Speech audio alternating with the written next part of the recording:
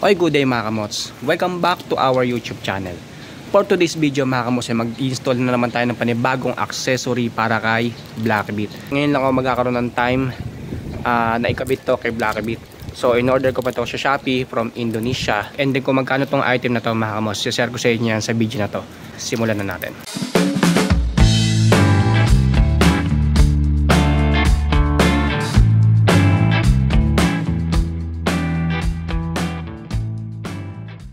So ito yung na-order kong item sa Shopee, Indonesia mga kamots. So ang tawag dito is heat guard. Ayan, so made from Indonesia talaga siya mga kamots. So in-order ko siya sa Shopee.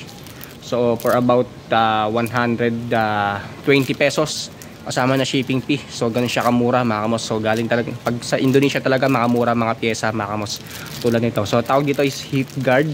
So hindi to basta-basta heat guard mga kamots kasi meron itong dedicated siya pang Honda Beat FI version 2 talaga.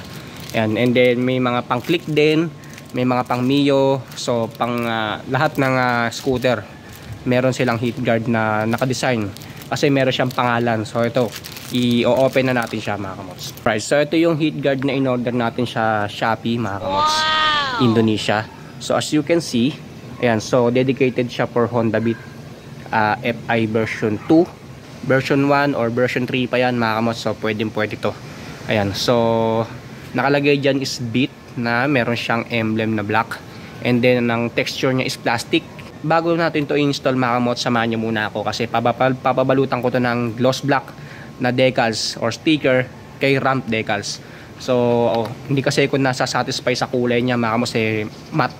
Ayan, so gusto ko medyo glossy naman ng ano niya, itsura niya. Kaya pababalutan natin to ng black sticker or glossy sticker kay ramp decals. So samahan niyo muna ako mga kamots, pabalutan natin sa kanya. Let's go.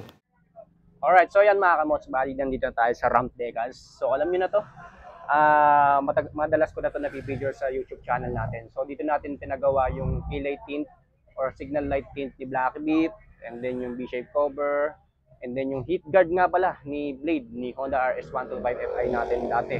Dito ko rin pinagawa yon. So may mga DG yan mga kamots, panoorin nyo na lang.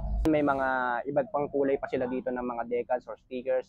Sa mga gusto ba pang magpagawa dito sa ramp decals, dito lang sila sa may Pretil, Tondo mga kamots, yung bagong address nila. Gumagawa din si Boss Rocky ng decals sa mga kotse, mga motor, hindi lang sa mga motor, tapos gumagawa din siya ng decals para sa mga gulong. Ayan, kung makikita nyo, pipili na lang kayo ng design dyan mga kamots at si Boss Rocky na bahala dyan. And then again, gumagawa din siya ng mga improvised plates. Ayan, mga dilata, mga acrylic. Ayan, so alam nyo naman yan mga kamots kung ano yung ginagawa dito sa ramp decals. So ayos lang magbigay ng presyo dito si Boss Rocky mga kamots, no?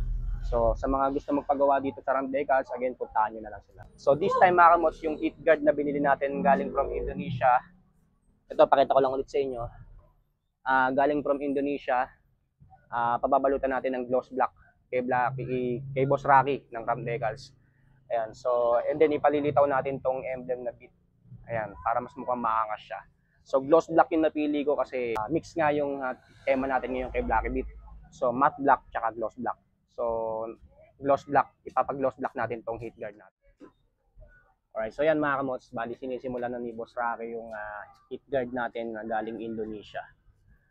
Ayan, so same procedure, binabalutan muna niya ng sticker bago painitan. So naka-ready na yung heat gun, and painitin na lang yan para lumapat yung sticker doon sa heat guard natin. So mamaya palilitawin natin yung emblem. O sinabi ko na kay Boss Rocky, ipalitawin yung emblem para mas ano pa rin, maangas pa rin tignan.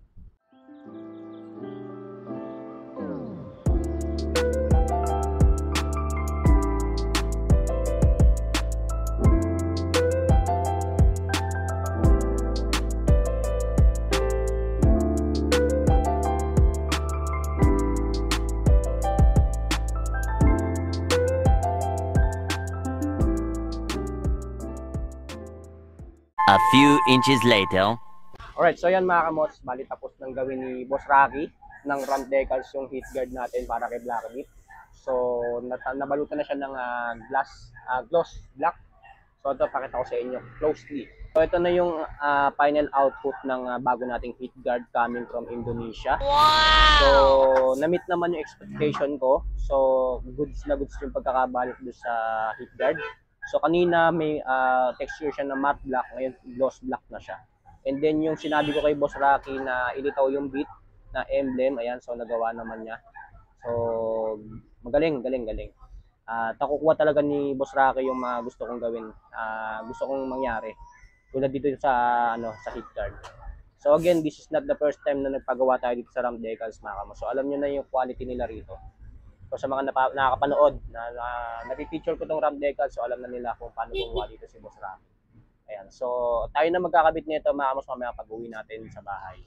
Ayan. So magbabayad na tayo kay Boss Rocky. Mga kamots, bali nakauwi na tayo, no?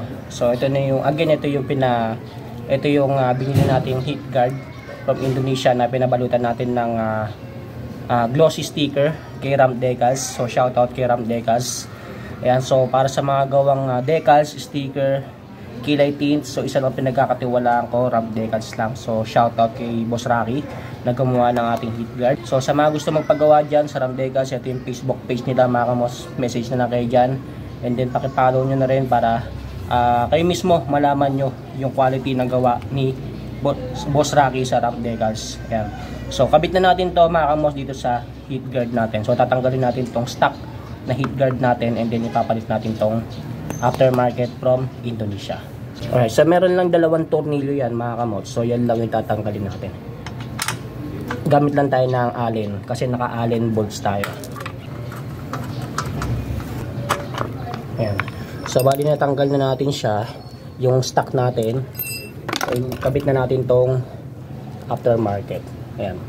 So kung mapapansin nyo, yung butas niya mga kamos, swak na swak dun sa pagkakabitan ng tornilyo. So pambit FI talaga siya.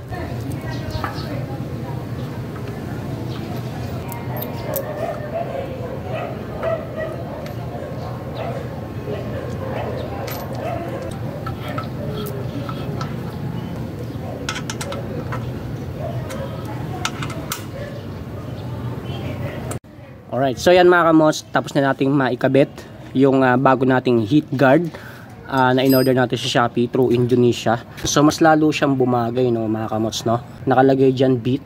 Ayan, so applicable yan for Honda Beat FI version 1, version 2, version 3.